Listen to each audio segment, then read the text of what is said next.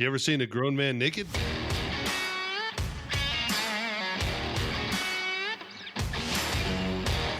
Welcome to the Beat Around the Bench podcast about woodworking, good times, and general jackassery. With your hosts, Jess of Jess Build It, Colton of Cold Crit, and Ross of RNC Woodworking and Designs. You can find us all on Instagram, YouTube, and TikTok. In this week's episode, we refocus on the simple things in life. Colton shares the glory about planning out his new shop. Jess works himself to death building a fence. And Ross talks about starting to play games on a new coffee table. All of that and more is coming right up on this episode of the Beat Around the Bench podcast. Now for episode 102, 30 Seconds to Maple. Yes. Yeah. 30 seconds. Speaking of which, let's talk about this for a second. I just watched a show. I hate maple flavor. We've talked about this. We have. I don't think I would vomit like some people hate olives, but I do not like maple. I do not pick it for anything. I've tried. I don't like maple syrup. Bless your heart. They were eating maple donuts on there, and I was thinking what my favorite donuts are. So let's do a round Rosie. What is your favorite type of donut, Ross?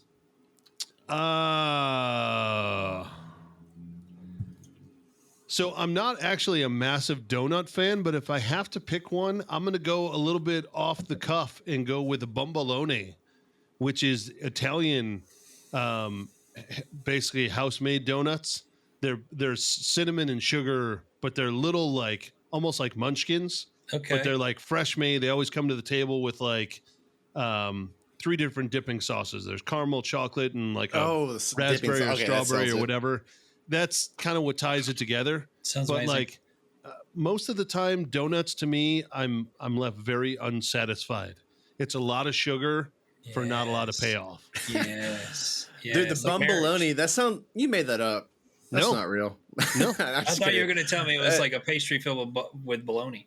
Well, it sounds amazing. That's why I like seafood is all the dipping sauces, right? Yes. Like your cocktail turtles, like, It's like chicken tenders. Yeah. That makes sense. For me, man, I'd have to go with a bear claw, which from what I don't know, we recently bought donuts and I asked for a bear claw and they gave me a puffy donut. I was like, what is it?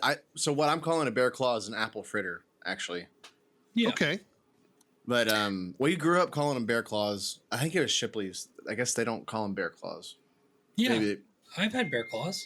But I just texted you guys love a the picture apple of fritters. Bambaloni's. I love like the sour cream cake donuts. You know, they Sour cream cake donuts. What are those? Sour cream Yeah, cake I know what you're donuts. talking about. So you'll see them, and it's like it's more cakey in it, when they deep fry it, you know, it's almost like it has exploded in there, and then they put sour cream in the batter, so they're real sticky and like cakey. It's kind of like a sour cream, upside down cake or sour cream cake, you know, that you get, and then it's got a little bit of frosting. You can get them in different flavors like chocolate or vanilla or whatever, but those are really good. And I like a good old Long John with the Bavarian cream, not the vanilla cream. Okay. Yeah, Interesting. Okay. Yeah, the tops of those cake donuts, it crusts up almost like those Mexican sweetbreads. Yeah, Like the big mounds. Yeah. I will say the donuts I do look forward to every year, but I only have like 1, maybe 2, is apple cider donuts around fall. Like when people go apple picking, and maybe it's a northern thing, but like they put apple cider into the dough in the mixture, and then they're caked in cinnamon and sugar. And so it's just like, as you said, kind of cakey, kind of heavier donut, but like they have chunks of apple in there as well. It's really good. Kind of like Oktoberfest beer. Yes. Right. Mm-hmm. Like, I don't really crave it all year round, but man, once it gets cold, it's nice to throw a few down. Not to change the subject again, but speaking of Chicago, this book that I was talking to you about before, Ross, I'm reading this book called Cartel Wives. It's about these wives that basically help take their husbands down. The biggest drug guys. It's a true story. It's basically like a biography almost. And the wives are writing this book, and all of the drugs that were run from, I mean, basically most of over 50% of the heroin, methamphetamines, and marijuana that was brought into the United States was brought in through Chicago. Really? This was their main hub, and then eventually over in LA and stuff. I mean, we're talking digging tunnels, the whole thing. It's pretty freaking sweet book. So but the reason they come through Chicago is, number one, the third largest Mexican population in the entire United States is in Chicago. Oh, really? Yes, it's LA, Houston, and then Chicago. But LA actually has more like third and fourth generation Mexicans, whereas Chicago has a lot more like first generation. So there's a lot of ties in there, and it's easy to get a flight in and out of O'Hare and or come via the Great Lakes. So they would basically get it up to Canada somehow and then take a boat over to Chicago or Chicago area. And so as I read more about it, I will let you know how it all played out. It's a good book so far. Mm-hmm. So unlike, I mean, not to say that it's not a good book, but they refer to it as the good book. The Bible, very different than Cartel Wives. Also a good book. Well, I don't know. Some of the same things going down. That's true. Less of the meth, but less meth than they didn't have. More absolution. So. Oh, okay. Right on. So, gentlemen, Colton, I actually want to start this week out by talking to you because you told us, you alluded to the fact that you had some juicy details about your construction to your house and your cabinet that you wanted to go through. And I wanted to have you regale our customers with that, our listeners. Customers. Yeah. So we are hopefully closing on this house Saturday, right? We're on moving the one that you live in, right? No, on the new house. Oh, okay. Right. And which the one we're living in now, almost done with those cabinets. When are you hoping to get that one on the market to sell? It'd be very soon. I know everyone has the same reaction. It's kind of backwards, but it's okay. We're doing this recast thing. We got all the financial gurus. Hey, as long as you guys can figure out how to pay for it, that's fine. Yeah. So. Yeah, we're good on that. But okay. So on the new house, so we're moving a little bit further out of Houston, and getting a little bit of land and a little bit bigger shop, which that's a whole thing in itself. But I got to go out there with the inspector, right? And so the house was actually built in 1945, right? And it's been really renovated. What's the inspector's name? Gadget. Yeah. Gadget. Oh, Gadget. No, it is Brandon with True Or Grit. female body. Inspector. I'll give him a shout out. No, he was a super awesome inspector around. Yeah, he's Houston area, but True Grit inspections. But yeah, Brandon, I got to go out there with him, and ends up he goes to like a maker space over in Magnolia, which is nearby me and or our current house, and yeah, it's super cool talking with him. But he was showing me so the house is pier and beam, right? Built in 1945. It's not in bad shape by any means, but he was showing me I'm going to be going down underneath, so like securing where the piers meet the beams. So and then just to elaborate for our listeners who may not know what a pier and beam structure is. Let's go with Coke. Yeah, let's start with the basics. Yeah. What is the difference between pier and beam and a regular stick frame house? Okay, so I'm still fresh learning all this stuff too, but pier and beam, you have a bunch of basically concrete blocks, right? And those are your piers. And then you have say we have a length and a width of the house. So on the width of the house, touching all of these concrete blocks, all these piers, is beams, right? And you have beams going all the way across. Mm-hmm. And then on top of the joists. Yeah. Well, then on top of the beams is the floor joists. Correct. Yeah. And those are perpendicular to them. Right. Right. And so dead weight. Yeah. Yeah. So let me ask this. Is there anything underneath the floor joists between the floor joists and the beams? No. Insulation. So it just stacks on it. It's just dead weight. Is there insulation underneath the floors? So there's insulation on the front half, not in the back half. And we don't like the way that's another thing on the to-do list, right?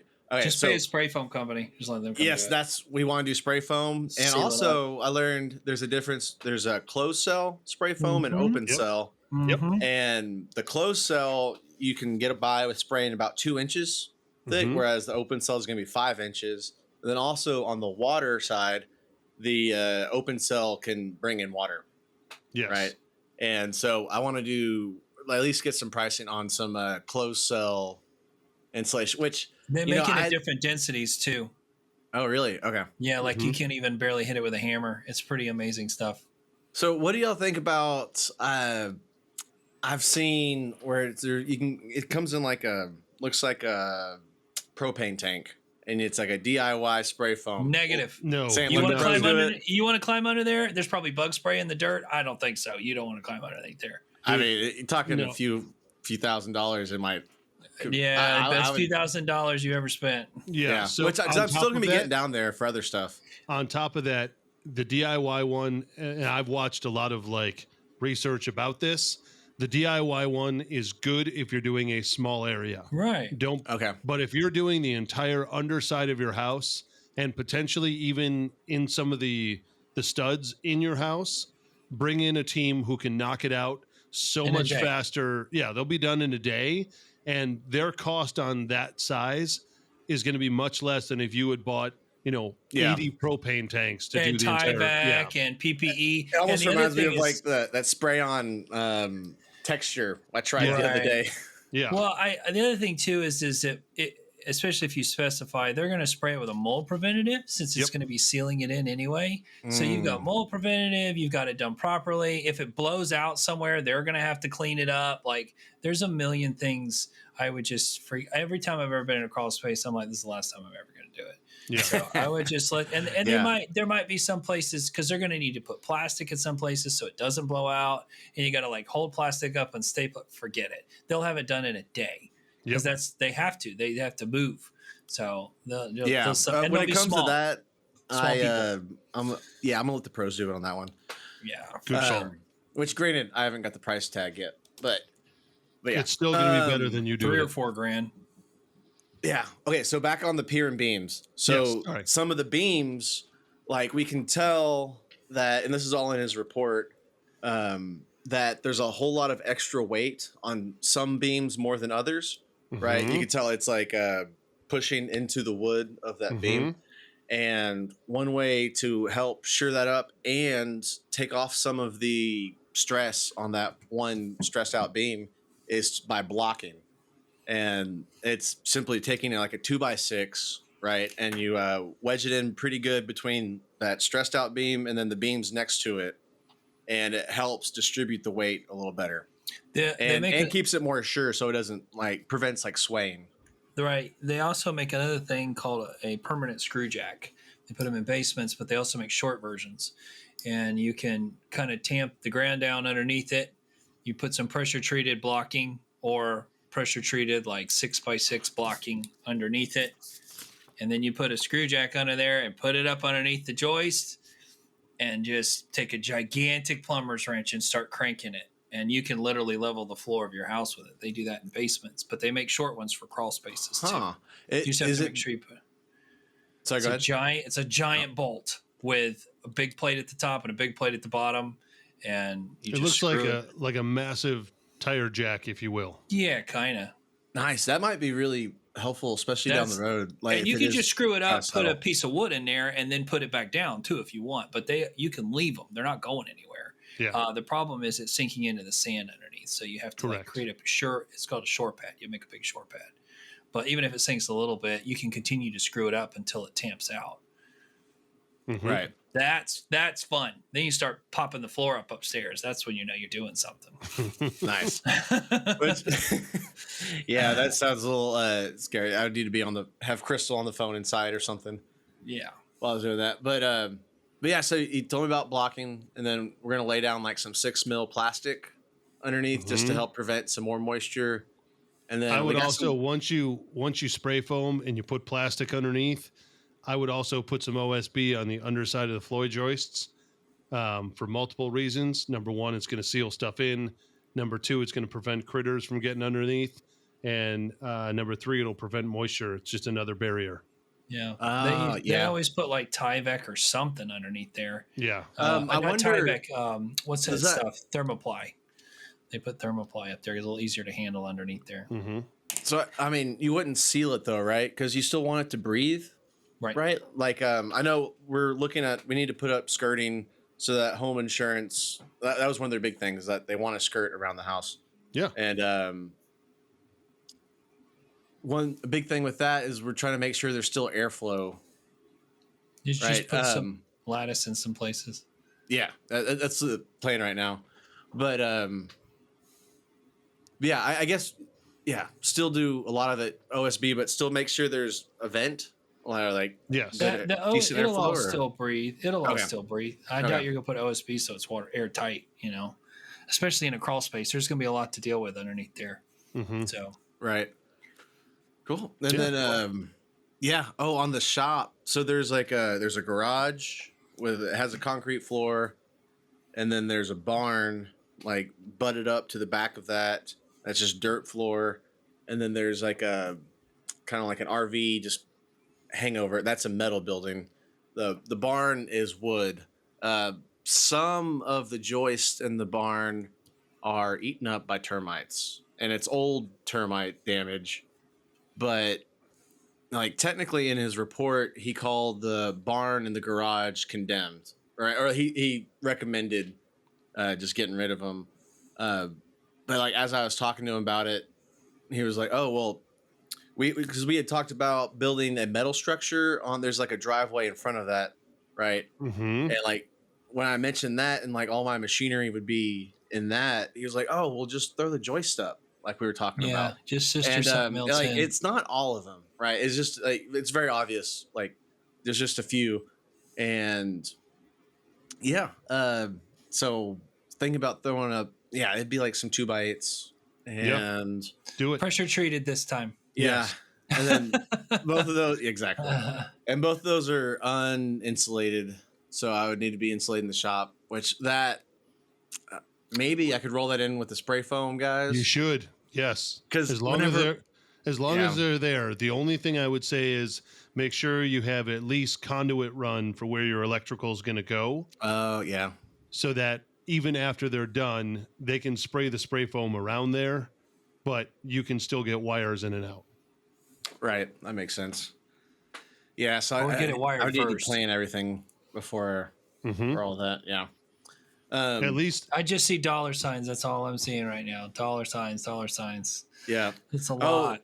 One more thing I'd like your feedback on is the electrical, right? So it has like old like outlets all around it, but it's not hooked to anything, right? How old are the outlets? Yeah, they got like fabric over the wires, or is there conduit? I don't think they're that old. I can't really remember. It was just the previous outlets, but there's no power going to the shop, right? Okay. Like, I think whenever they did a big renovation, they did not run the power back out to the garage, right? I think they're just because there's some distance between the garage and the house. And so one idea we were tossing around was I can't remember the word for it, but just getting a new meter. Yeah, getting a second meter that goes straight to the shop.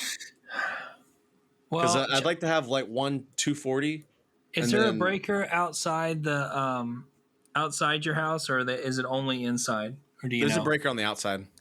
So I would check inside that breaker, because there might be a sub breaker, like a 200 amp, that goes to the shop, and there's no breaker panel anywhere for the shop, Right. Yeah. or they took it off. Yeah, that could be. There might be a breaker that runs in that panel that's just unhooked. You know what I mean? Like they just took the wire out. And Dang it! I didn't take a long look at the breaker. If I were you, I would check, as Jess said, to see if there's something running from that, like an external 200-watt breaker. If so, I would run that into a sub panel inside the shop. Right. And then be able to split off sections of your shop based on certain tools. Right. That kind of surprised me. I thought y'all were gonna tell me to go with the second meter. No, because like I feel like a lot of people do that for their. there's shops. a minimum. There's a minimum on that meter. It's going to cost you a lot of money to have that meter put in. If there's already a wire run underground and everything, just see if you can hook it up, and then put you a breaker box out there, and then you'll have to have like a 30 amp for the table saw, and this for that, and this whatever's the specs for it, and then you'll be fine. I would also build out overkill of what you think your power needs are going to be. Yes. Because you're always better to have extra rather than not enough. And use 12 gauge. Yes, use 12 gauge wire. Put out 220 in any of the corners that you think you might need someday when you upgrade your dust collection, or when you upgrade your CNC, or when you upgrade your this or that. Always right now we're using 240 for the AC unit. Okay. That's in the shop. So we already when we had that sub panel a while back. We did that. There's that. I'm thinking though that we're gonna have to rerun wire out there. Okay. Well, either way, that wire itself is gonna be expensive. But I guess not as much as a meter. No, nowhere near as much as a meter. Well, you're gonna have to pay for both anyway. I mean, you're gonna have to pay them to run the wire from the pole or underground. I don't know how it is to your house. Yeah, to the meter. It's gonna be a lot. I would also then, if you can, have outlets probably every 6 to 8 feet around the wall, all the way around the shop. And a couple drops as to where you think you might need it for the ceiling, for the table saw, if you want that in the center of the room, or play around with where you think your logistics are going to be and build overkill. Drop 2 or 3 different things there. Yeah. Just cap them and cover them if you're not going to use them. Yeah. Or turn off a breaker or whatever. But always put more in, then insulate it. Mm-hmm. Exactly. I love my drop. I got 2 drop electricals in the current shop. What was I going to say? Oh, so with that barn being outdoor, it's a dirt floor. It does have doors, like big barn doors that close. Yeah. I was wondering, as far as like stuff outside, if I was going to try to utilize that for wood, I was thinking like wood storage. Like there's one side of it that goes on the side of the garage that's separate from the main barn. That's just like a cover.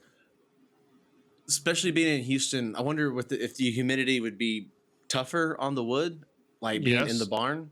No. Well, I mean, yes and no. It's not air conditioned. It's not air conditioned. I mean, outside maybe, in the sun maybe.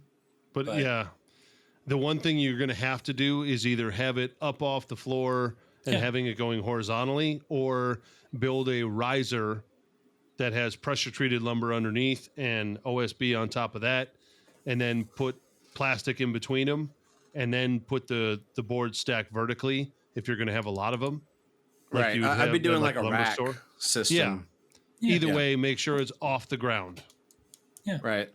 And I was wondering, like, putting a door in through the back of the garage that goes into the barn, and maybe like if I was going to not build the metal structure in front of the garage, be able to do a lot of like assembly and like bigger stuff, maybe even pour like a little bit of concrete in the barn, and but then keep all like the heavy tools inside the garage.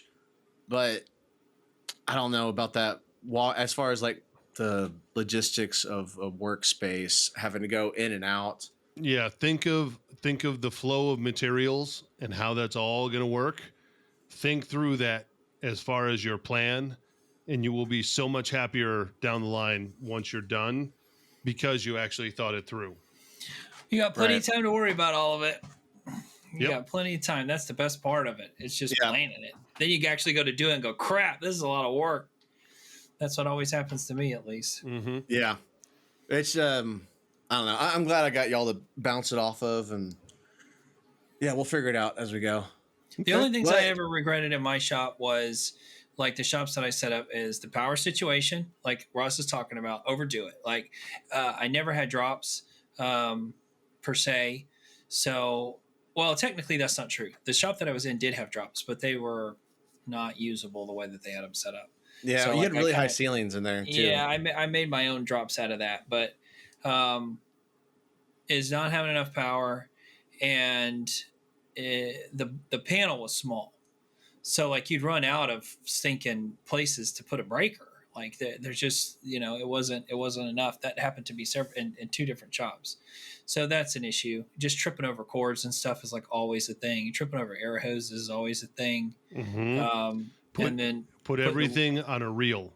If you can have electrical and air hoses and stuff on pull-out reels put it all away right away, you're going to thank yourself later. Yeah, I just had the reels usually have a stiff hose, so I just made little leaders that were like thinner hose that are, like 6 foot long, and then you don't have to fight with your gun.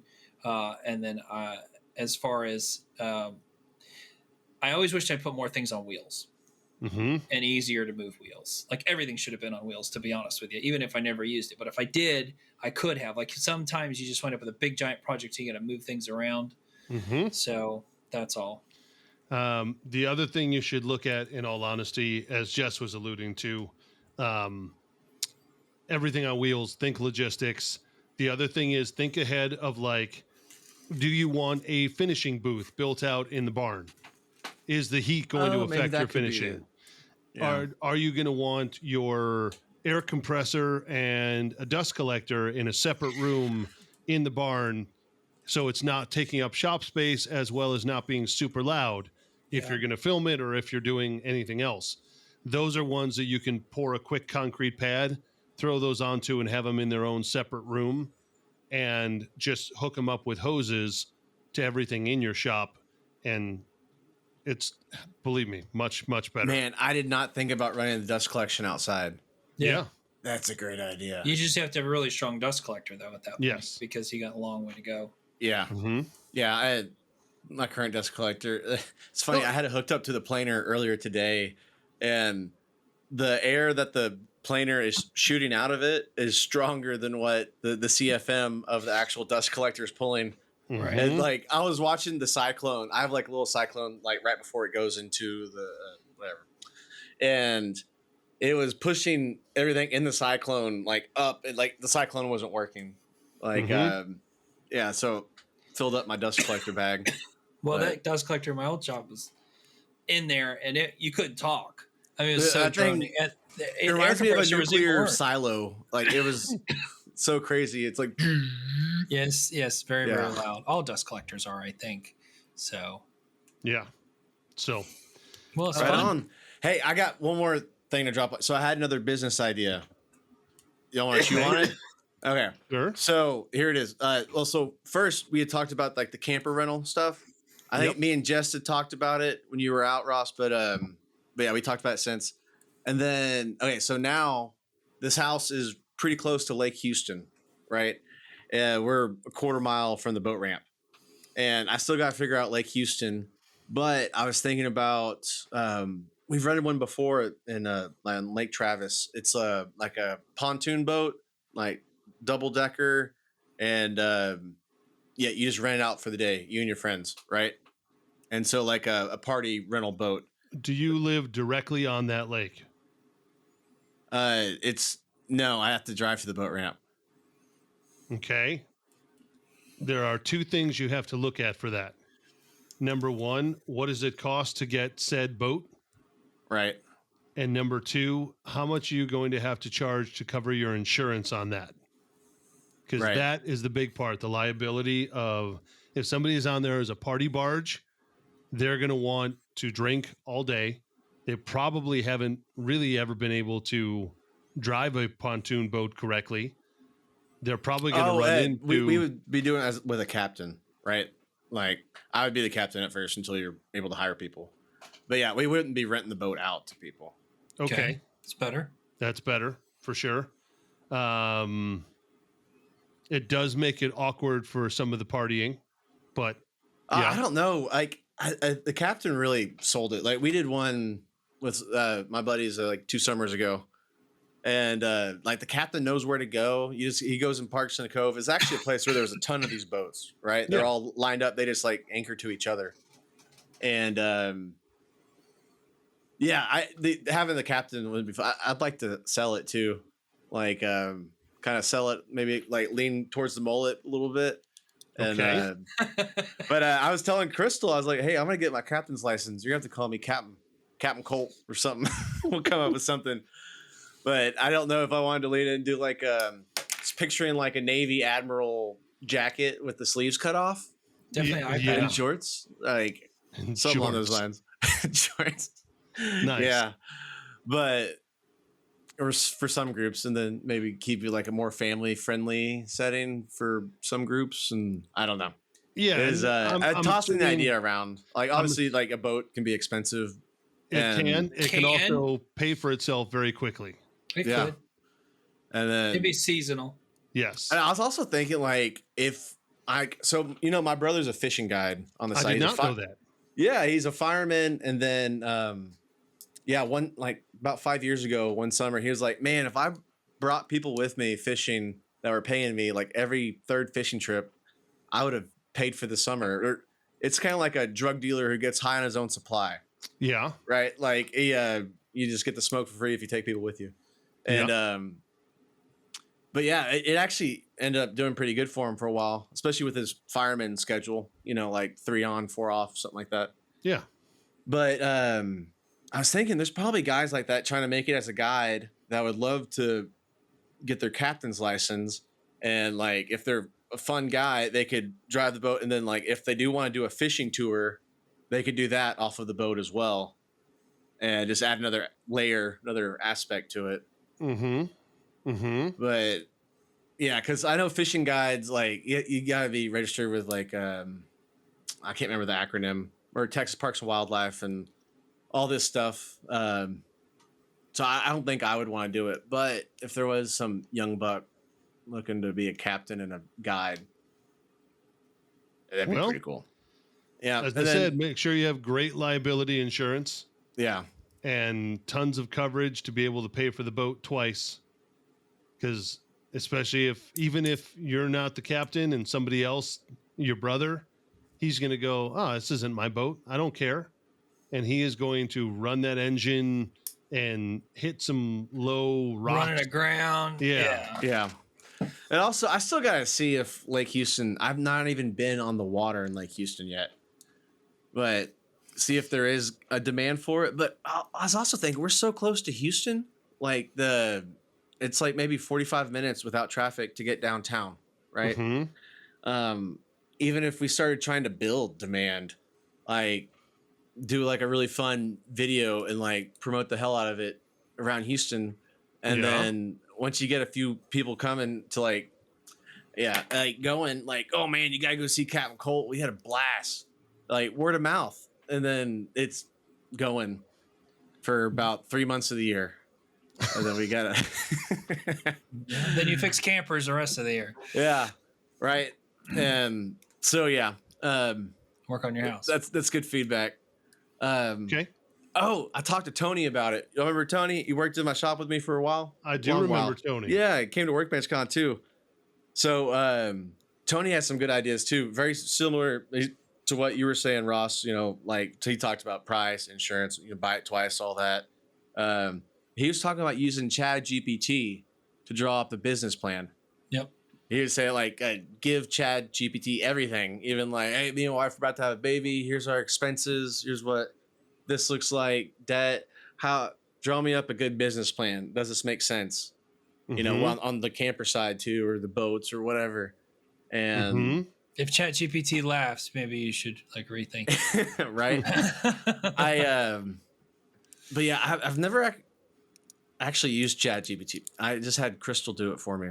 Like she has she writes emails for her mostly during the day. But Colton, let's you and I talk offline. Right on. I got some info I can share with you. So right on. Jess, my friend. Yes. When we last spoke, you said you were going to be taking 5 days off of work. Yes. In a row. Oh yeah. Yes. To do a walk. Did it do everything you wanted as far as R&R? Well, it turned more into. So it was supposed to be off Thursday, Friday, Saturday, Sunday, Monday, Tuesday. And I wound up working Tuesday and Thursday, but for myself. So Thursday, Wednesday we worked until very late working on the shower. And then that was very difficult. And then I had painting to do. I had a lot of painting to do, lots of little detailed stuff, very cut up doors, which I hate freaking painting doors, especially when they're up. Mm-hmm. And Why is that? trim, just cutting around all the hinges and all that stuff. Like I thought about taking them down, which in retrospect, I will never paint a door up again. I will take it down because by the time you tape all the hinges off and all that other stuff, I could have just taken it down, leaned it up against something, painted it, let it dry, flipped it. You know what I mean? I could have just done that. It would have been a lot easier. So and when you take it down, are you leaving the hinges like on the door frame? No. Take the hinges off, take the door handle off. Okay. Just leave the slab up against the something with like a little something between it and the wall, and just roll it with a hot dog roller. And the door frame especially too, because trying to paint in that pinch where the door hinges is, you're going to wind up with drips and stuff. So my doors, eventually I did wind up taking off some of the hinges, but it turned out perfect, which I'm, as close to perfect as I could get it. And it all looks good, which took me for freaking ever to do. Okay. And then it got everything done. Vanity installed, toilet installed, everything done. So I was pretty happy about that. And then we went on our walk. It was amazing. We stayed in this big giant house on the beach with all of our friends, some people I never even met. And they were like old friends as soon as we met them. Some of them stayed at my house. They were all, enamored by all the work I'd done to this house. And it was just good. And then before you knew it, it was Monday morning. So we got back here Monday. We chilled, unpacked. And then Tuesday I said, I really want to put that mulch down on the little spot next to the driveway, and I want to put it in a flower bed, and I want to do this, and I want to do that. And I wound up working until late in the sun at the house again. And so then immediately the next stinking day, which was yesterday, my father-in-law had bought a vinyl fence, very expensive, custom gray freaking vinyl fence. And I got over there in the morning. He'd already taken it down, bless his heart. And we proceeded to put in these 6 panels, which you wouldn't think. No, 11 panels. So they were 6 foot apart. So 66 feet of fence. And I've never done vinyl fence. So that was a little something. It sounds like the material is vinyl. Like it's like it all slides together, tongue and groove. It's got like pockets for the. You have to Google it. Do you feel like it's gonna last? Oh, Does it feel good? Vinyl fences never go anywhere, and the dang things are 3 feet in the ground in concrete. Now, some people don't put them in concrete, but I do. So, yeah, they're pretty good actually. Right on. I mean, they don't rot. Yep. I mean, could they get brittle over time and somebody hit them with a weed whacker? I guess maybe, but I don't think she has to worry about it. I got you. I was just picturing like a flimsy, like plastic fence. No, it's like you can kick it and it gives. Actually, that's probably one of the reasons. Oh. This particular one, though, like some of them have a clip. And so that when a hurricane comes, the panel just falls off and then you can fix it. These don't have it. It's like you start at one end and then when you're done, it's all done. Like, I don't even know how you would ever repair it. Well, I kind of do, but anyway. So it's interesting how it goes together. But the hard part is you don't put the concrete in it as you go because you really need your first post and your last post to find out your overall line. Anyway, that's beside the point.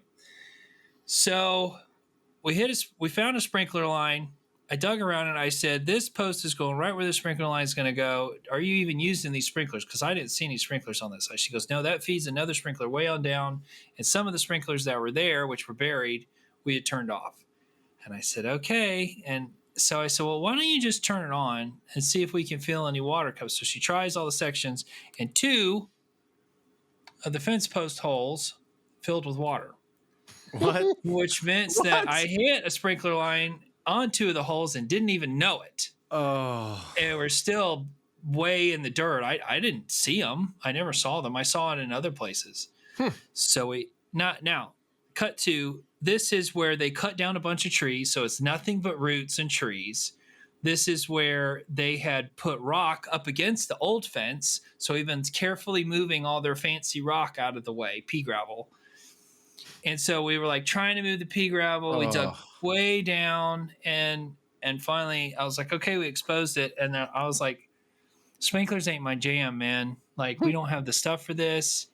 And fortunately, my father-in-law's girlfriend, she's pretty good with it. And she's like, don't worry about it. I've got a guy. If I can't do it, he can come do it. I said, okay.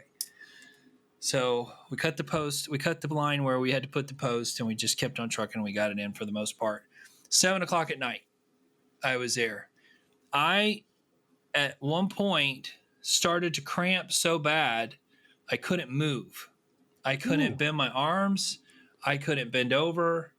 I could hear my heart beating in my ears for most of the day. We were in the dead sun for 90% of the day. That sounds like you were dehydrated, Jess. I drank so much Gatorade and water, and everything I get my hands on didn't make any difference. And so, well, I'm sure it made a difference. But so when I got home, I sat in my truck and I drove home like a zombie, which fortunately is close. And I parked the truck. And when I got out, my hamstring started to cramp a little bit. And I sat out and I shook it off. And then as I walked in the house, both my legs locked and I fell over because I couldn't stop the Charlie horses from my butt, your glutes to my hamstrings to my calves. They literally, just from, I guess, the difference, they locked. And I was screaming like it was horrible. You know how a Charlie horse hurts. Well, imagine having your whole legs be Charlie horses. Then my forearms later, my hands. I was trying to hold a fork, and my hands were cramping. Did you eat like a pound of bananas? I didn't have any bananas. I did have some more Gatorade, water. We had some tea that has antioxidants in it, green tea that had antioxidants in it. Did you take an Epsom salt bath? I did not take an Epsom salt bath. The shower helped, but anyway, I was in a bad way. Not to mention, I put sunscreen on, but I was still sunburned. And you're as pink as your hat right now. Actually, my face is kind of brown. It looks kind of red on the camera, but my shoulders are blistered. We wearing a cutoff shirt? I took my shirt off at one point, but I had put 50 on 2 or 3 times, and it didn't make any difference. I just sweated off. So as I told in one of our nuggets, to stay hydrated is very important to stay hydrated. And here you can get so dehydrated so quickly, especially if you only drink water, that you can kill yourself in a couple hours. Whoa. So some lady, I don't remember what was on the news. She drank 3 bottles of water in 45 minutes and died. And she wasn't even that dehydrated, but she washed all her salt and potassium and calcium out. Your body gets rid of it, and it takes all that with it.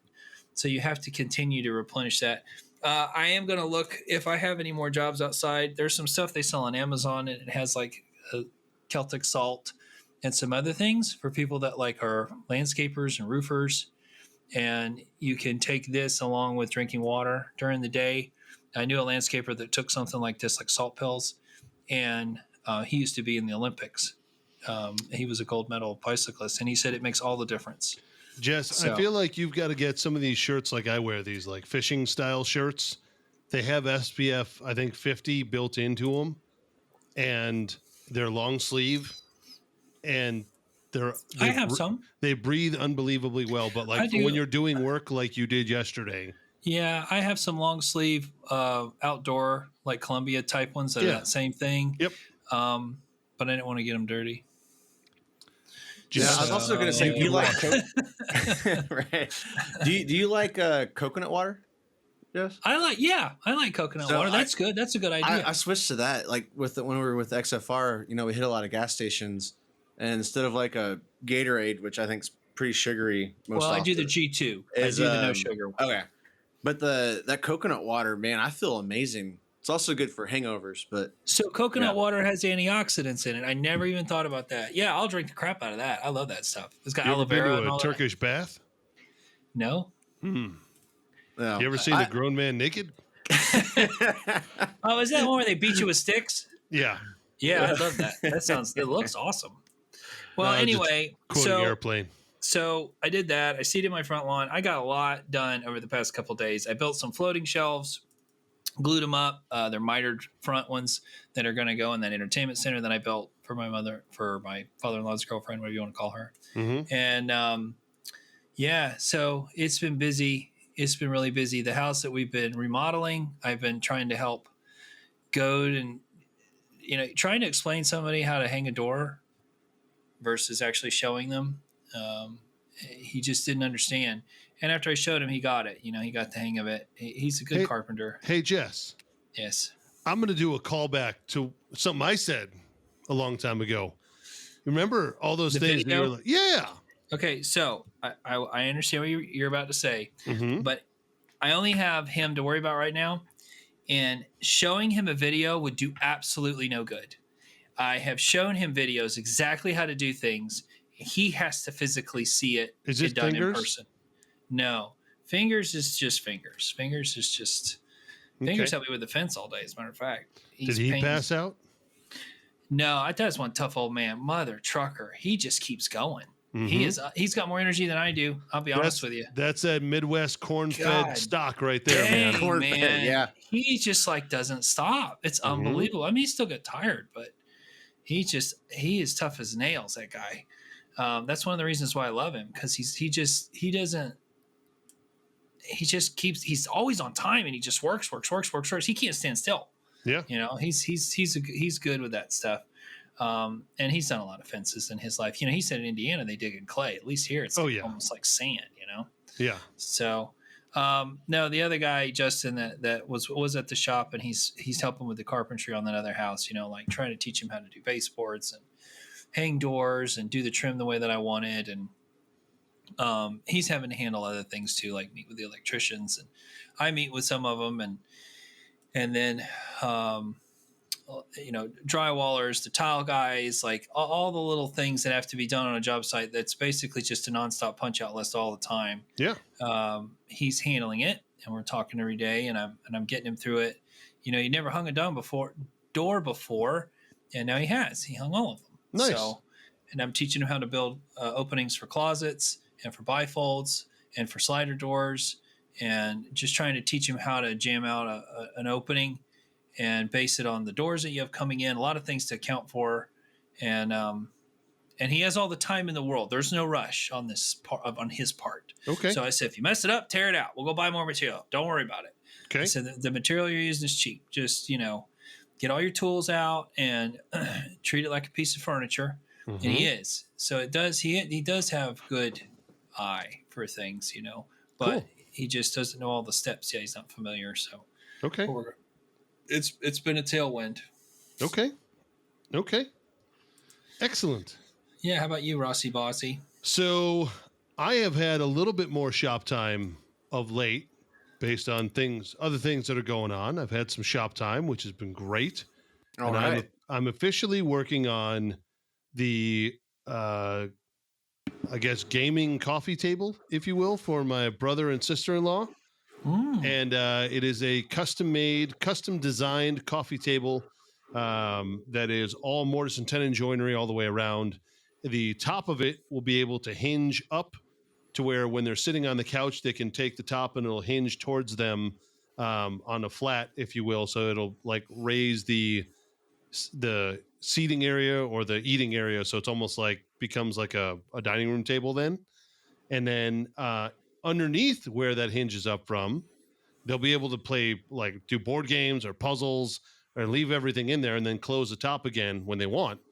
And then there'll also be these piece holders, if you will, game board piece holders that'll lock into the sides all the way around the top rim of the table. And the fun part about it is, being that I've had a bit more shop time, I have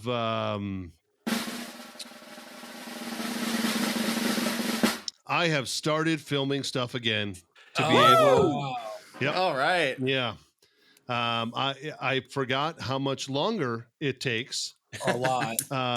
Right. But at the same token, in the time that it would have normally taken me to pound out all the joinery, have all of it done and assembled, I have filmed myself cutting doing all the layout, cutting all of the tenons, and now I need to do the mortises from there. So it's taking a lot longer, but I am going to be making it into videos again, and I'm enjoying the process once again. So that part has been Awesome, fun. man.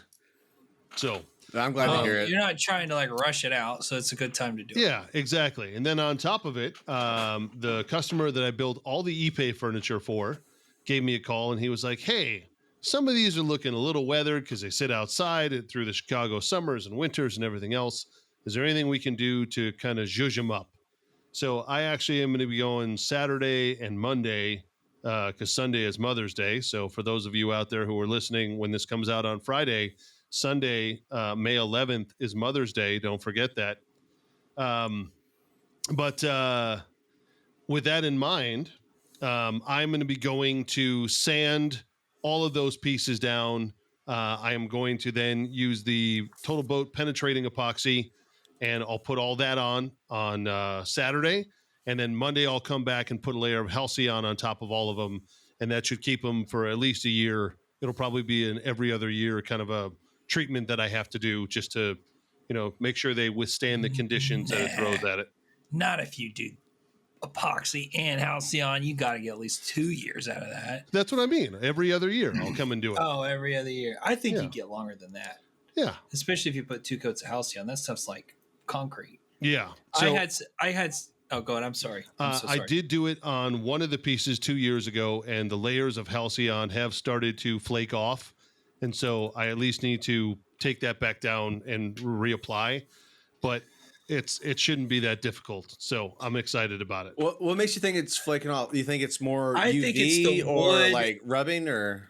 I think it's not the Halcyon. I think it's the wood that's under it. The UV literally just shines through and breaks the wood down underneath it, and not the Halcyon as much. I think it's a combination of that, as well as one of the tables. This was actually an elm table that I had that it's starting to flake off of. I think, in all honesty, that one, because it's getting direct sunlight, but then it's also getting snowfall and ice that is, freezing and thawing and freezing and thawing and just cracks, water. Yeah, exactly. So I think that's really what kind of got in there and did it. So it happens. You gotta take care of your furniture. So I got a bunch of stuff I got to do over the next few days to take care of that.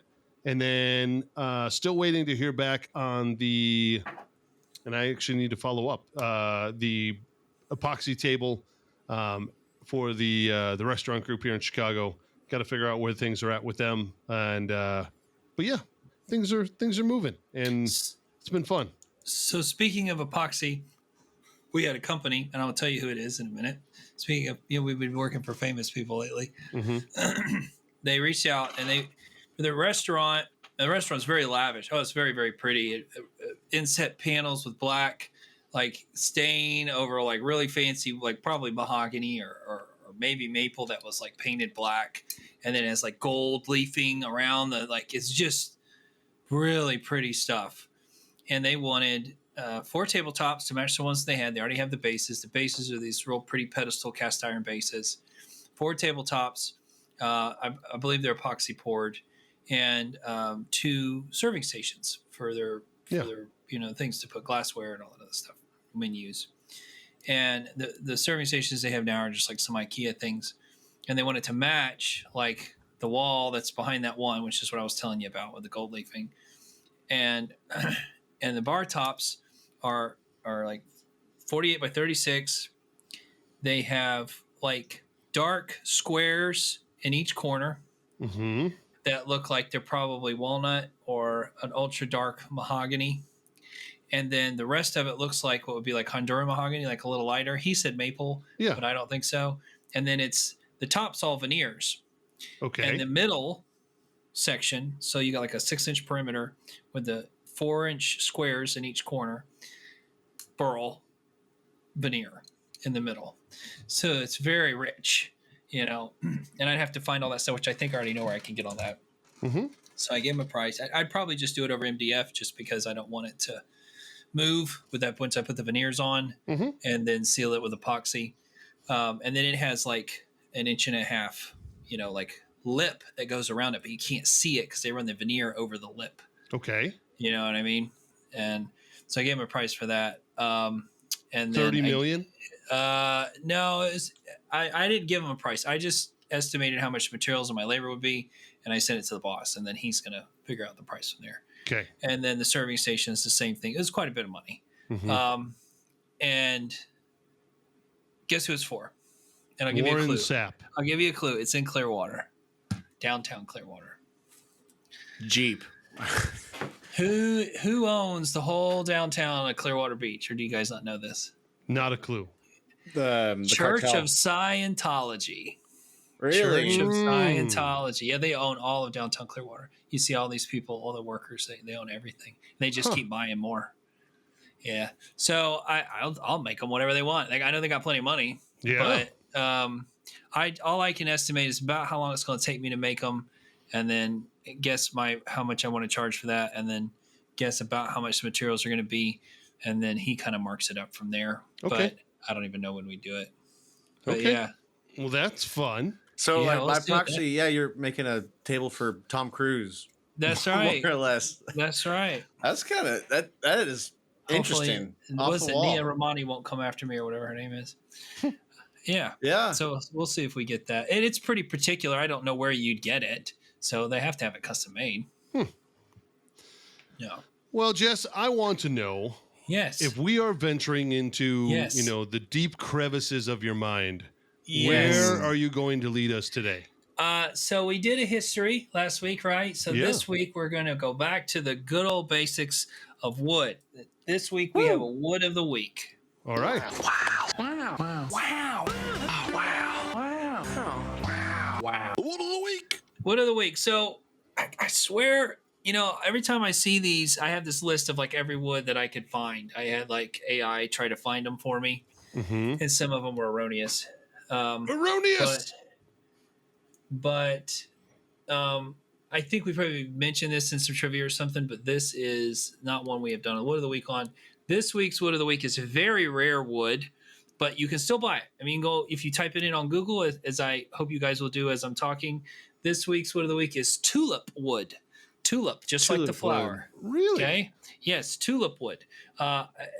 Nothing to do with the tulip, except for the color. Have you guys obviously seen rainbow poplar? So this is like an elegant rainbow poplar.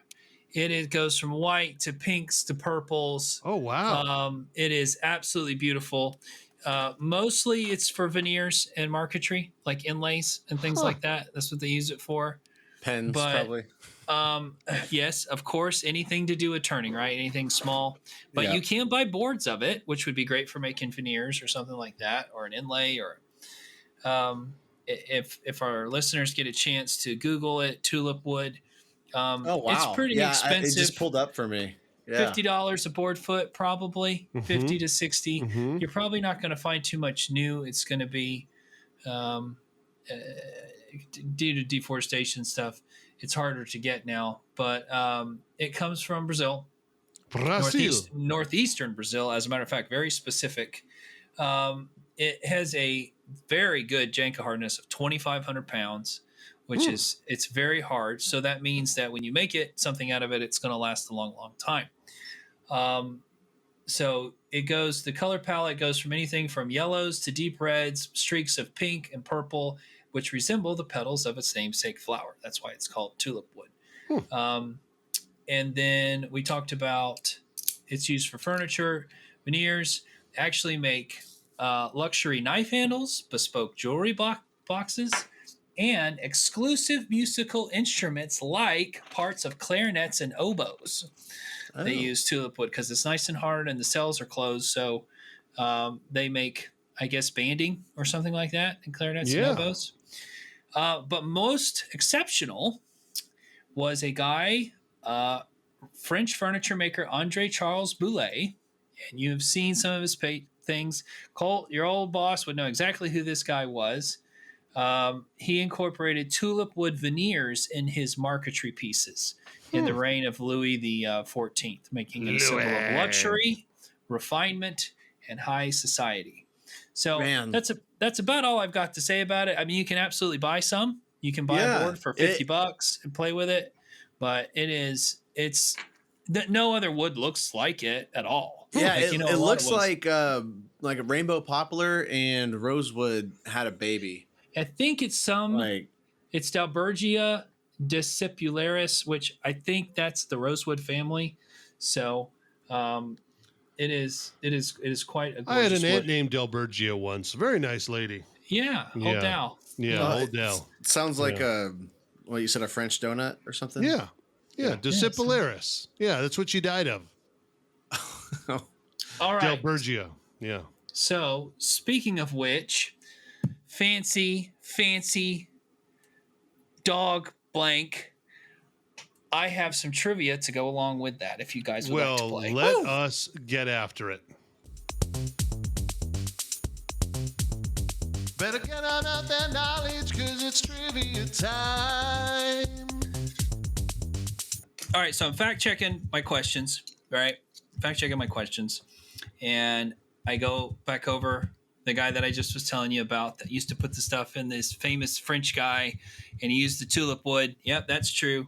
And I see the piece that he put it in. It's still around. Somebody still got it. And I saw it on an auction website and what it went for. $4, Bob. Well, we're going to talk about it. This week's wood trivia is rare and expensive ass furniture. Woo! This is right up my alley. So you will not... I did not know any of the answers to any of these questions except maybe 2 or 3. You guys will probably get the same ones, but this will be a great history lesson and also let you know that there's still really, really rich people in this world. Oh, yeah. Yeah, they're But I would suggest, as we're playing, we'll go slow, you look up some of these pieces that we're talking about because I try to put in my head when this was built and the fact that somebody made it by hand with, I'm sure, some machinery, but not what we've got, no CNCs, will blow your mind. It's ugly. It's too gaudy for me, a lot of it. Some of it isn't. But it's just unbelievable what a human can do. I'm going to go ahead out on a limb and say that none of these are going to be made by a Scandinavian fella. No, there is not. No, there is not. Yeah. Okay, Colton, we'll let you start. How about that? All right, bring it on. All right. What piece of furniture holds the record for the most expensive ever sold at auction as of 2024? Do I get some choices with that? Badminton cabinet, Harrington commode, dragon chair, Florentine table. It's badminton cabinet. Florentine table. Incorrect. It is. What were you going with, Ross? Oh, okay. Go ahead, Ross. What would be your guess? The dragon chair? Incorrect also. Oh. The badminton table. Dang it. I was wondering about that. If you want to Google it real quick. I do, actually. Bad, and it's Minton. Badminton cabinet. An ornate piece in the 18th century was sold for blank in 2004. Make a guess. $39 million. You're close. Oh. What? What's your guess? 39 and 1. Oh, yeah, you did the over. No, $36 million. It is considered the masterpiece of, interesting enough, Florentine craftsmanship made with ebony and semi-precious stones. Strangely enough, when you just look up badminton table, it literally just pulls up cabinet. Okay. Yeah, badminton. Oh, it's a cabinet. Cabinet. Okay. I can't believe a cabinet outdid all the table. Oh, wow. Yeah, I see it. Yeah. So we repaired some stuff that was much smaller than that, but very similar style. Right. They're probably all copying that one. Yeah. Okay. Moving on. Ross, you ready? Which furniture style is renowned for intricate inlay work and named after a French cabinet maker to King Louis XIV? Is it Rococo, Boule, Baroque, or Art Nouveau? I'm going to go with Monsieur Boule. That's correct. I gave it away in the beginning. Yes, you did. Andrew Charles Boulay perfected marquetry techniques using brass, tortoise shells, and other precious materials, defining the luxurious Buell. As we all style. know, the Rococo period was long before King Louis. So, I mean, yeah. All right. You ready? I should know that stuff. I never studied it to heart. I think there's a lot to know. You know, to be a sommelier of furniture is going to take you a long time. Which I have like that Furniture Bible. That's the name of the book. And there's some really cool stuff in it. I never. Well, why don't you look up this wood in here? You ready, Colton? Yep. What rare wood is often associated with high-end antique Chinese furniture? Is it pine, huanghulai, maple, or oak? Huanghulai is spelled Huang Huali. Huanghulai. Let's go to the Huanghulai. Well, I mean, there's maple and oak in China. I almost said maple, but I was it is Huanghulai. Huanghulai wood, prized for its beauty, durability, and scarcity. Significantly boosts the value of antique Chinese. what is the name of this continent? We'll use an audio clue. Asia. Huanghulai. All right. Did you guys look up Huanghulai? I did not look up Huanghulai. I'm going to misspell it, and I don't want to see what the algorithm does. Huang Hung July? Huanghulai. Huanghuli. Huanghulai. How about that? Now that pulled up all kinds of stuff I didn't want to see. Okay, sorry about that. All right, moving on. Yeah, I see some of it. It's cool. It's really dark. Yes, very dark. All right, moving on. Sorry about that, Ross. The Harrington Commode. Yes, that was Sold- option number 3 in the first question. 2010 was made by which fabulous cabinet maker? Is it George Hepplewhite, Thomas Sheraton, Thomas Chippendale, or Andre Charles Boulay? Thomas Chippendale. That is correct. Really? Crafted by Thomas Chippendale, this rare commode fetched over 3.7 million pounds, exemplifying the pinnacle of English furniture design. All right, moving on. Not to be confused with John Crapper, who invented the first toilet, which is why so many people said, I'm going to go use a crapper. Is it really? 100%. That's pretty cool. We repaired the granite inside a commode once, and the people, like, they were all big on their antiques. They didn't know it was a commode, though. Like, they were like our side table. I was like, I don't think we told them. I didn't have the heart to just tell them. I know like, a lot of those old. Yeah. You know how like you used to have they didn't have running water, so they have a wash table, like a wash stand. Wash basin. Yeah, and they would have a bowl on it, and it had the tea towel thing at the top. And my parents took a true like 200-year-old one of those, and Dad turned it into a vessel sink in the bathroom and redid the drawer and all that other stuff. Oh wow, it's quite pretty actually. It's really neat looking. Okay, moving on. Which era is known for the highly collectible dragon chair auctioned at record prices? It's made out of Huanghulai. Is it the Qing Dynasty, spelled with a Q, Ming Dynasty, Art Deco, or Victorian? Let's go Ming Dynasty. Incorrect. It's a trick question. The dragon chair designed by Eileen Gray became iconic in Art Deco furniture and sold for... 26 million. $4. Oh, close. You want to go over or under, Ross? Over. 28 million in 2009. 2009. All right, this is something interesting here. Moving on. You ready, Ross? Yep. Fabergé furniture is most famously associated with which royal family? Is it the British royal family, the Russian royal family, the French Bourbon, Russian Romanov dynasty, or the Spanish Habsburg? Yes, the Russian Romanov dynasty. They commissioned Carl Fabergé, famous for his jeweled eggs, to create luxurious furniture and decorative objects. And I looked up some, and they're crazy looking. They look like his eggs. Yes. All right. Extremely ornate. Yes. And strangely enough, even when you meet Russian folk who have made boatloads of money since leaving Russia, they still like to decorate in that super ornate style. It just represents something to them, huh? Yeah, a lot of gold.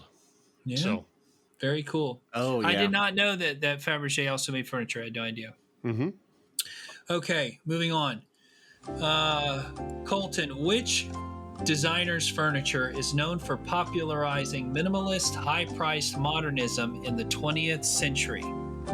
Is it Charles Eames, Thomas Chippendale, Gustav Stickley, or Thomas Sheraton? Let's go with Eames. That's correct. Charles Eames, alongside his wife Ray, revolutionized furniture with sleek, functional designs that remain highly collectible today. I looked up some of his pieces, very, very pretty. A lot less ornate than the ones we were talking about. Mm-hmm. Okay, moving on. Ross, what rare material, now banned from international trade, once made certain antique furniture extremely valuable? That is correct, ivory. Moving on. These are beautiful, by the way. These are my favorite. A Chesterfield, Colton, refers specifically to what kind of furniture? Dining table, armchair, sofa, desk. Desk. Incorrect. Oh, what is it? Ross? Sofa. It's a sofa. Oh. So you'll know a Chesterfield is that deep buttoned cushioned sofa upholstered in leather. Originated in the 18th century England. They still make them to copy it. You can buy one now for like $2,500, but they are, that's a Chesterfield. I should have known that. They're very sexy to me. I think they're absolutely beautiful. Think of Restoration Hardware or Our House, like the deep leather, tough pieces. Yeah. I was picturing like a study, right? Mm-hmm. Chesterfield. Yeah. Kind of sounds like it, right? Yeah. Okay, moving on. A couple more. Ross, which famous modernist architect's furniture designs Frank Lloyd Wright command high prices today, especially his Barcelona chair? Frank Lloyd Wright, Ludwig Miles van der Rohe. Van der Rohe is correct. Killing it. The iconic Barcelona chair from the 1929 International Exposition, becoming a timeless symbol of modern luxury. A lot of these I found auctions were closed or silent. You don't know the price that it sold for, but like nobody has any idea. That's to protect the people who bought them. Correct. Moving on. Man, I had no idea you knew all these names. That's crazy, man. Colton, let's see if you learn anything. You ready? Crap. What type of furniture is a Davenport? Is it a chair, a desk, a cabinet, or a bookcase? I should absolutely. I thought you worked at a furniture place. I did. I've used that term before, and I'm really losing it here. Give me the answers one more time. Chair, desk, cabinet, bookcase.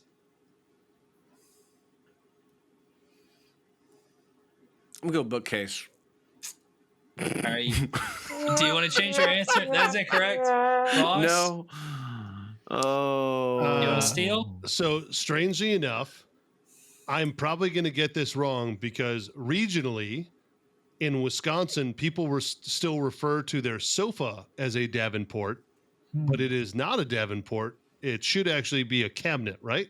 No, it is a desk. A desk. So there you go. Davenport is an antique writing desk characterized by its sloped writing surface and built-in drawers. So There's a lot of people in Wisconsin who are like, oh, yeah, just have a seat on the Davenport over there. Really? Oh, yeah. I wonder if it's a furniture brand. Don't know. You know, kind of like Weed Eater or whatever. Yeah. Okay. Last one. It's for me. Which material, famously used by Louis Comfort Tiffany, significantly increased the value of antique furniture? Is it bronze, mother of pearl, stained glass, or marble? If it's Tiffany, it's probably mother of pearl. Incorrect. I was thinking stained glass. Correct. Colt for the steal. We did a lot. Yeah, like several times at XFR, we were like, "Hey, this lamp's a Tiffany. Yes. drop I this. didn't Or even like, think about I'm just going to take this down myself, you know? Antiques Roadshow, I saw some lamps come in and they're like, holy crap, this is like a one of a kind Tiffany that was like it was a test piece that they made for some company, and then it was the only one, but they were worth a lot of money. Colton, you look like you could use an effing lamp. Oh, man. I never knew his middle name was Comfort. That's an odd name to throw at somebody as a middle name. I thought that was wrong. I Googled it. It's right. Lewis Comfort Tiffany. All right, guys. You did exceptionally well on those lamps. Well. I think they look hideous. These Tiffany lamps. I mean, it goes with the desk that you have to think back to like the Art Deco era, though, if that was just the style. Yeah. And even prior to Art Deco, like think of like the 20s-ish, which was the beginning of Art Deco all the way through the 40s. But like, I could see that. That was it's definitely something like I could picture like a grandma like really enjoying in her house. Yes. I think a lot of people made that stuff, and it was just like their family made it. Like somebody in the family made it that was a carpenter or whatever, because they just made it with things that they had around. Yeah. And they'd get a little thing. And then on top of it, that was a sign of luxury back in the day. So like people couldn't afford a ton of stuff, especially during the Depression, but if you could get one of those lamps, people are like, man, he's doing pretty well. It's like the first person who had like a plasma TV back in like 2006. You're like, whoa, this dude dropped like 10 grand on that thing. and it burns out and it gets burned in picture. Yeah. Yeah. All right. Well, that was fun, guys. I saw that $36 million deal. I was like, you gotta be joking. So yeah. That's some money you know what? laundering. I will tell you one quick history. Yeah. So Antiques Roadshow, awesome show. This was one of their biggest episodes ever, or best finds, I should say. So this lady brings in this little table, and I'm sorry, I don't know what it's called as I'm busting Colton's chops, but it's like an entryway table where it's round on the front and flat in the back.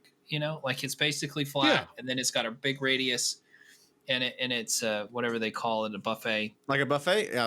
Yeah, kind of like a buffet, but I don't think it's called that though. It's got a specific name, but there's a bunch of rules, like if it has a top, if it's connected and whatever. Right. Yeah. It's dirty. You can see it's got some like inlays in it, sort of, right? You can tell it's the original handles. It looks very old, very, very old, well over 100 years old, but it's like all still there. Like even most of the gold leafing around the copper leg covers at the bottom.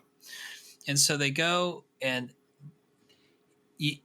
back and show you the footage when they walk in and they see all the people that are like the professional, people that find the prices and historians and stuff watch that table come in, and they take the table and they start talking. You know how they do it. They play it down in the beginning, and he takes the drawer out and he flips it over, and it was Abraham Lincoln's Civil War stinking table. That's one amazing. That might have been in his tents. And it was in the White House, like all these different things. Like it was unbelievable. And they said, what are you going to do? She said, I'm going to keep it. And then she left, and she has to call. They can't ask her if she wants to sell it. So she called the place and sold it. And she thought she would maybe get $2 or $3 million, and it wound up selling for like $5 or $6 million at the auction, which, the lady was able to retire, and she was older and stuff, and give it to her kids. But how cool is that, huh? Yeah, that is pretty awesome. Can you imagine digging through your attic and finding like an old coat or something? Civil War piece? Yeah. That's crazy. Well, as long as we're on the history train, I'm gonna lay a little bit on you guys. Woo! Showtime! Woo! Woo! The whiskey of the week. Now, in the Whiskey of the Week segments, obviously, I've talked a little bit about like where whiskey comes from, how it started, and where it's been. But I haven't really talked a lot about how it really got its rise here in the United States. And whiskey in general, after the Revolutionary War, and we were then free from England, the new United States government decided they had to recoup some costs from the war. So they put a tax on distillation and brewing, and that was how they were going to, refill their coffers.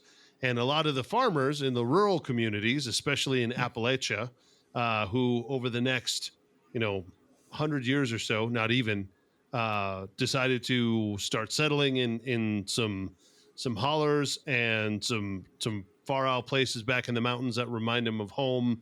It was a lot of Scotch Irish people who settled in those areas.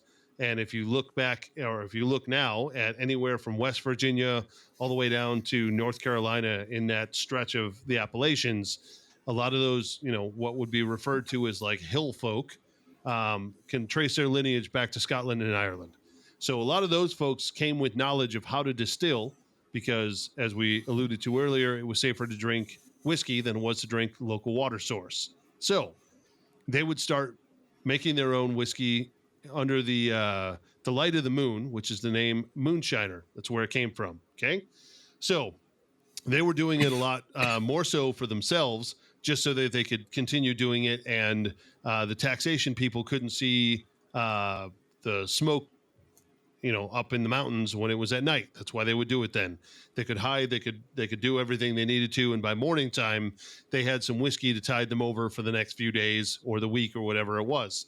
Now, they weren't making enough to be able to truly store it and age it and do all the things that you really want to do, because where are you going to hide all that? So during the 20s, when Prohibition hit at the end of the 20s, or into the 20s, obviously alcohol was everywhere, and then Prohibition hit, and there was a bigger need for moonshiners. And so that's when organized crime got into the alcohol game. Started in the early 20s. They saw an opportunity for nightclubs and bars and everything else. And then when Prohibition hit, they really saw an opportunity because they were the only ones with the whiskey or the liquor in the game. So they started reaching out then to moonshiners, trying to make all these different libations to be able to obviously fill out all the different the clubs and bars and speakeasies. So first and foremost, they did have to set some quality controls, and I know I've talked about this before, but basically some of these moonshiners, especially during the Depression, were using either their lead bathtub, a lead lined bathtub, to be able to make gin, which is where the term bathtub gin came from, or they would take the radiator off their new automobile because they couldn't afford gas, and they would use that as a still because it worked in a similar idea as a column still, but the alcohol would pick up all the toxins that would then be contained in your radiator. So basically, there was a test that speakeasy bartenders would do to test the quality of the whiskey. They would pour about a capful onto the bar, light it on fire. If it was just a yellow flame, it's good to drink. Yellow flame with a blue hint meant it was either lead or watered down. If it was a green flame or yellow with green hints, there was either lead or arsenic, which is what could possibly make their patrons go blind and die. So they would also do a smell analysis test and all kinds of things. But the reason they had to do this is because people were making moonshine. And what really then took it into another level was people were also souping up their automobiles and trying to outrun the local police and the tax bureaus. And they were using a stock vehicle, and then they got really good at racing around these tiny back roads, carrying moonshine from customer to customer, and they were going so fast they didn't want to get caught. And then they would brag about how fast they could go and how far they could go. And of course, as people who drive cars say, I can drive faster than you, that leads to racing. And that's what led to stock car racing, which then led to what is now called NASCAR, the National Association of Stock Car Racing. Yeah, I heard that. So yeah, that is a brief history of American whiskey and moonshining and how it's come to where we are today. And people still manufacture moonshine. It's a lot more backyard stuff than anything else. The reason that a lot of times now the ATF wants to crack down on that is the majority of people don't really have the chemical engineering knowledge to not, kill people.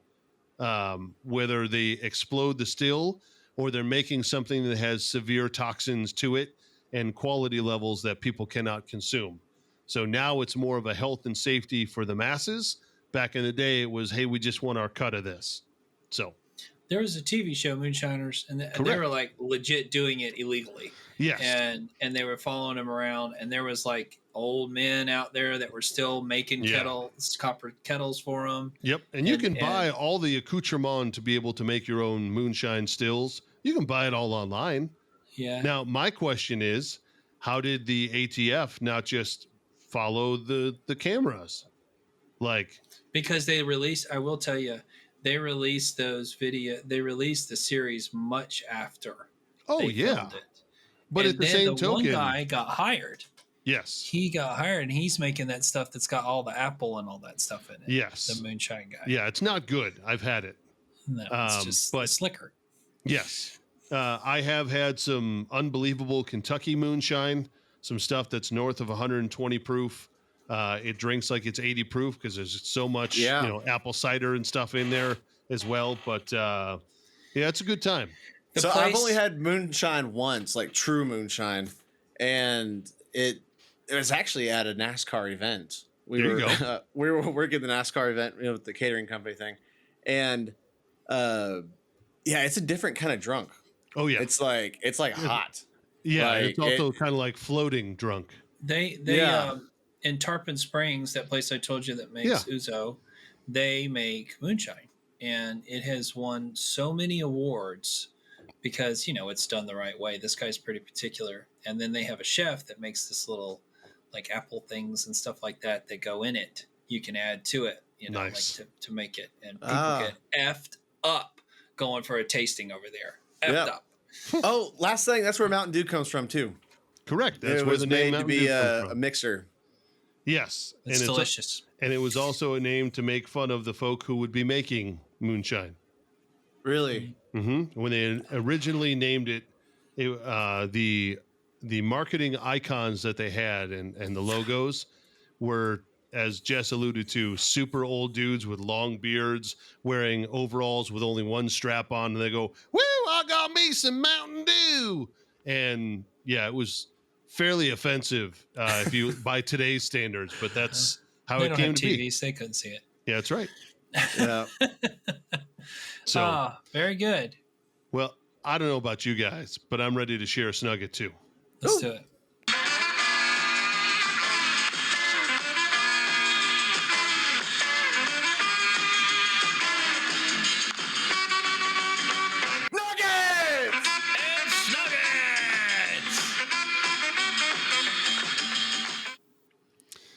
Gentlemen, do you have one you want to share, or do you want me to go first? Yeah.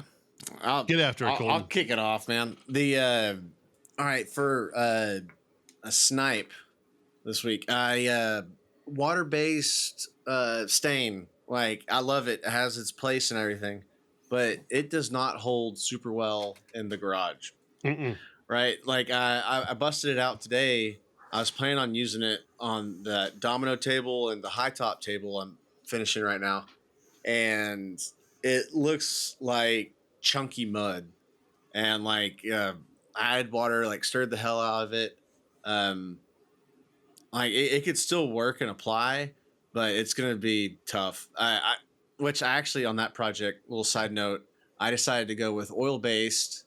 I was thinking of y'all the whole time when I made the decision to go oil based, is because I don't want to raise the grain on this. Right, Mm-hmm. It's all pine, right?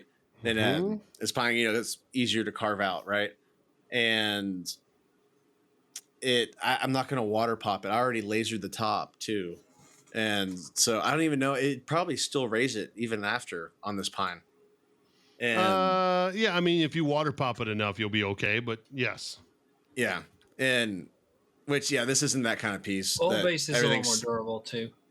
Yeah, and spreadable. One reason why I was going to go away from the oil base was because oil base is more penetrating, and I wanted people to more easily scratch their name in as opposed to having carve it. Right. This is true. And but I did some tests, and it's not that bad. Like, so I'm going oil based.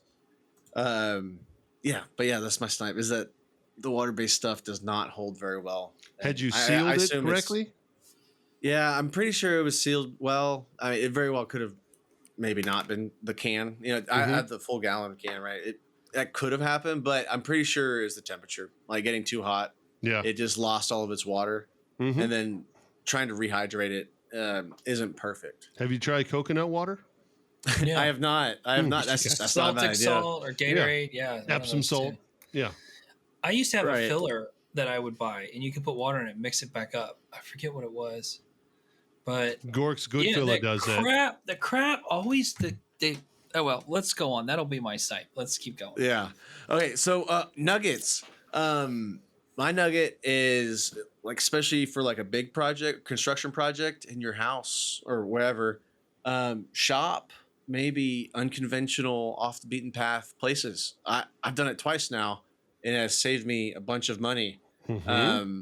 First one, all the plywood I got, the 3/4 inch birch plywood for the cabinets, I got for $36 a sheet. Whoa, where at? China Yeah. birch. I had to use my Spanish to get it too. Vietnam. It's kind of fun. No, my neighbor found it on OfferUp, but it's just somebody in a neighborhood in Houston, and they got some like metal paneling set up, but yeah, they're open kind of every day. It's not like an official business. I had to pay cash, and like I said, the guy didn't speak English, but we were able to communicate. You bought backdoor plywood. Yeah. And but then I did it again with a different place. Deal. Whenever I was over in Huffman, where we're moving to, I drove by, and there's a big piece of plywood that's painted red and painted like yellow. The words is like compro y vende materiales, right? Like we buy and sell materials. And I went in and ended up buying all the pine for this project. Really, it was solid pine, like a 2x6 10-footers for $6 a board. Hey. And for the entire board? So they'd probably for the buy entire an board, overstock. $6. And some of it, like, yeah, I don't know how they're getting it. They're stealing it. I don't think.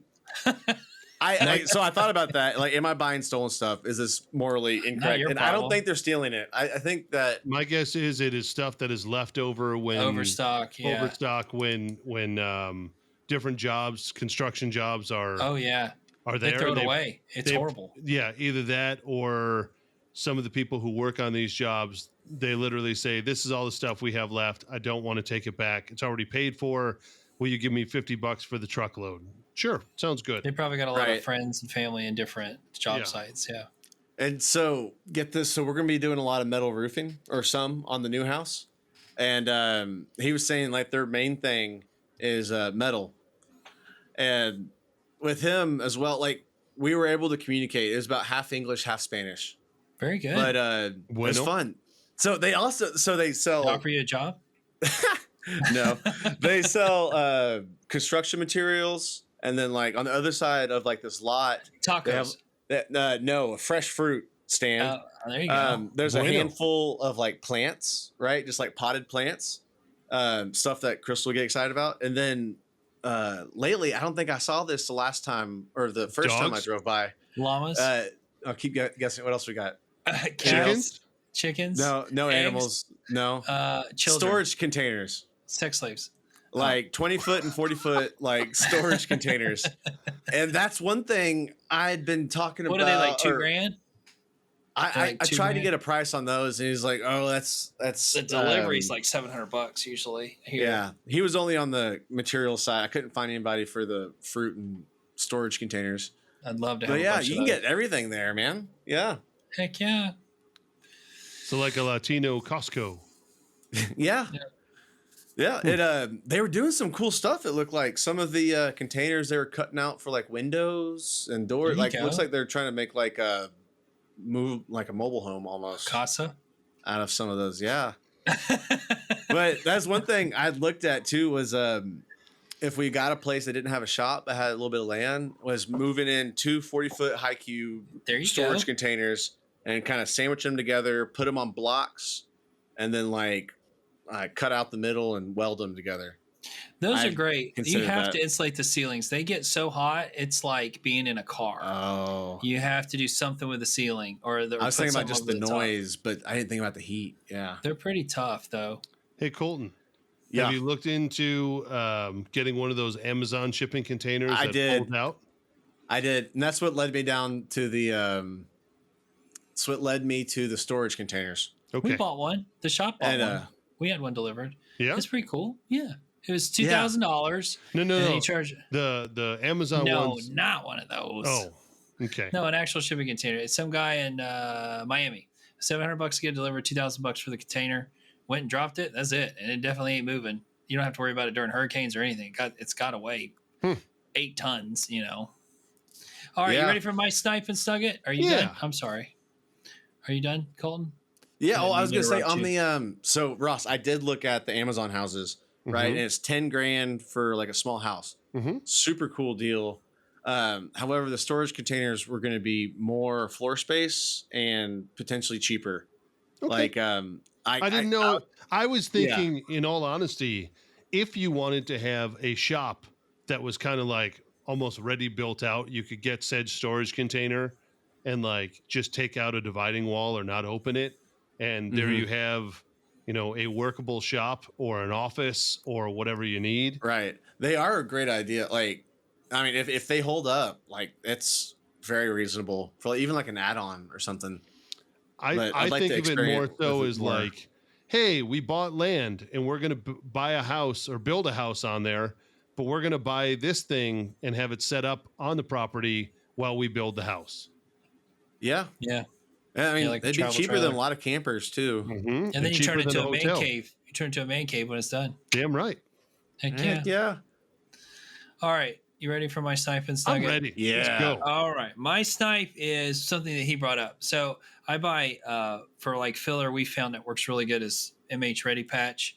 It's just a general overall kind of filler. You can use it on walls. You can use it in woodwork if you're going to paint it. And it sands easily. And I've never had any problems with it afterwards. So, but the dang can, even if you close it, it like rusts and it dries up on top. No matter how quick you get your material in and out, like you get it, it's all nice and creamy, and you wind up having to throw away half of it. That's my site. Like, so I will say a little nugget to go along with that is if you just take it out and you save like containers at your house, like that you got a protein shake in, or you got, something that's got a screw lid, like dog treats or something, and you just transfer it over there, right? MH Ready Patch on the side of the thing, and that way you can close it airtight. Every time that you're done, because a can you never really know if you've got. What about like a plastic baggie, like a Ziploc?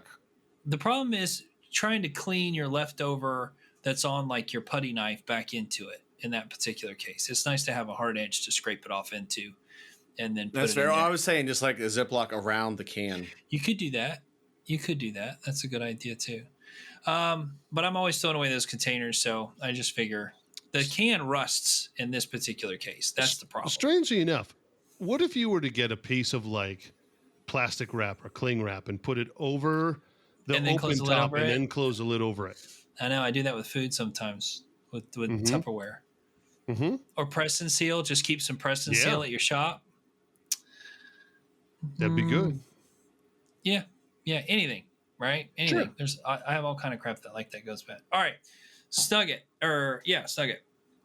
So I got my bathroom done and I had to hang all these shelves. I don't know if you guys saw in the pictures, but I bought those little fake pipe ones that come out of the wall. You put a board on top of. I just got some 1x12 pine and 1x10 pine and put Dutch, why can't I think of the word? Danish oil on it. And that's it. They're real pretty. It looks good. I like the natural wood with the white. It was very well, first of all, it took a lot of measurements and put a lot of tape up before I drilled into my new tile. Right? Good call. You can't really go around past that. Like held everything up and put the mirror up, try to make sure. But generally, when I have to drill into tile, it's in a floor which has got concrete under it, and a hammer drill will generally, especially if you put a little piece of wood over the top, will not crack the tile. It'll just go through it. But in this case, some of that tile is like over plaster, so I was very worried about it. And then I thought about buying the little diamond bits. You know how they make those little diamond bits? Sure like do. Cylinder. But they're expensive. They're like, $20 a piece for the different ones, and I wasn't sure what size anchors. So I was at the store, and Milwaukee sells a natural stone bit set. They have 3 different kinds. They have one that's just for glass and tile, and it's red. It's got a little pilot point. And those are okay because the other guy at work had them. Then they have a step up. and it's this very odd shaped tip. You can put a hammer drill on it if you want, but they're short, like regular looking drill bits. And the tip of it is almost like the top part of a hexagon with a little point. And they're like some sort of carbide. That effing bit drilled through tile like I was drilling through drywall. It was so weird. It didn't jump. It just went right through the tile. Zoop, right through the ceramic tile. No crack, no nothing. Really? I mean, a perfect hole. No chips even on the tile. So if you got to drill into some tile, or in this case, it says tile and stone, porcelain, ceramic, stone, I think even glass. You can buy this little bit set. It's $20 on Amazon, like $25 at Home Depot. For 4 different bits, you get an 8, 3/16, quarter, and 5/16. This one, it's like a 90-degree bit, almost like you put on the CNC. They're white though. It's the white tipped ones, not the red tipped ones. Tile and stone, not glass and tile. And drills right through it. I would have told you there was no way. And it was like, I literally thought I was drilling into drywall. You know how a drill bit will just go right through drywall? Yeah. So if you got to drill into some tile, especially for people that do handiwork where they have to like hang picture frame, handicap bars in showers. Oh yeah. It's like a big thing. You know, you got to make sure you do a really good job with it. You can get these and they will work just fine. Awesome. That's interesting. So, like, looking at it from a distance, it looks just like a fat shanked, like 90-degree. It looks like a fat CNC bit. Yes. But then I'm looking at a picture of it here where it zooms in on the bit itself, and it's not just like two angles. There's a ton of angles to like the end of this carbide tip. That's really interesting. And I probably drilled 40 holes because I had a lot of shelves to hang, and it still worked just as good on the last one as it did in the first one. I actually drilled into the block too. It drilled into the block, but for what I had to do, I had to go in really deep so that I had to switch to hammer drill, but it'll drill into concrete too. Wow. Hey, funny thing about a hammer drill, I was at a swap meet the other day, and I thought I was buying a hammer drill for $10. It was in a bucket, and I was like, for $10, it's worth the gamble if it even works. And it works, but it's actually a mud mixer. Oh, really? Yeah. Those are like $250. Yeah. Well, I got one that works. You can start laying tile. I was wondering if it'd work for stirring resin or something, but Absolutely. yeah, like we plugged it in, we were running it. I was like, that sounds kind of weird for a hammer drill. And it's got like this huge handle on the back, and sure enough, that would work unbelievably well for stirring resin. A stirring drill are very expensive. They're low speed, high torque, so you can mix like mud. I will give one more nugget. So my entire renovation, I've mixed up mud of some kind, thin set, grout, drywall mud, for months, and I bought one bit. And I don't like the metal bits you put on a drill because the metal will cut the bucket and put little chips of plastic into your like mud sometimes. By bit, you mean like a stir? Yeah. They make different ones. So I went over to the paint section. It's the one you guys use to stir epoxy. Looks like a little fan thing. The red one, the small one. It's only like maybe a foot long, 10 inches long. Used it on a regular drill. Didn't harm the drill. I used a hammer drill that is both, you know. And I mixed up everything with it.